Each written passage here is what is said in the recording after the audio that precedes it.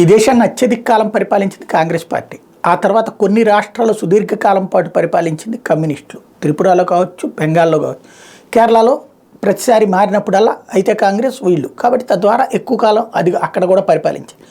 అయితే వీళ్ళిద్దరికీ అంటే దాదాపు 50 సంవత్సరాల పాటు పైగా కాంగ్రెస్ పార్టీ పరిపాలించింది ఈ దేశాన్ని. అట్లాంటి ఈ ఇద్దరికీ సాధ్యం కానిది 82లో పుట్టినటువంటి భారతీయ జనతా పార్టీకి సాధ్యమయ్యింది ఏంటంటే, ఒకే పార్లమెంట్ స్థానం నుంచి ఎక్కువ సార్లు గెలిచినటువంటి సీట్లు ఎవరి అంటే భారతీయ జనతా పార్టీ.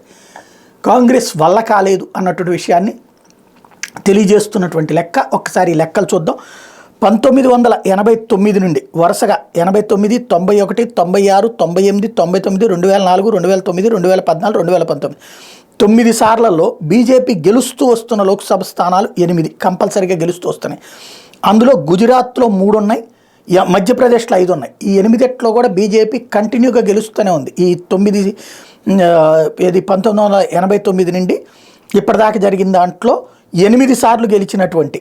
అట్లాగే కాంగ్రెస్ గెలుస్తూ వస్తున్నది ఒక్క స్థానం, అది మధ్యప్రదేశ్లో చింద్వారా. అక్కడ కూడా 1997లో బై ఎలక్షన్లో బ్రేక్ పడింది, బీజేపీ గెలిచింది.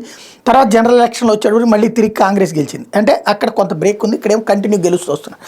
అట్లాగే 1989 నుంచి 2019 వరకు 9 సార్లు జరిగిన లోక్సభ ఎన్నికల్లో 8 సార్లు ఒకే పార్టీ గెలిచిన స్థానాలకు సంబంధించి వరుసగా అయినా కాకపోయినా సరే, అంటే 9 సార్లు 8 సార్లు గెలిచింది, మధ్యలో ఒకసారి అటు ఇటు పోయినా హయ్యెస్ట్ స్థానాలు గెలిచింది 8 సార్లు గెలిచినటువంటి పార్టీగా కూడా బీజేపీ రికార్డు సాధించింది. 23 చోట్ల అట్లా బీజేపీ 9 సార్లలో 8 సార్లు గెలిచింది.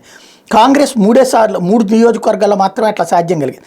సిపిఎం కూడా ఒక్క స్థానం కంటిన్యూగా 9 సార్లు 8 సార్లు గెలిచింది, అది కాసర్గోడ్, కేరళ.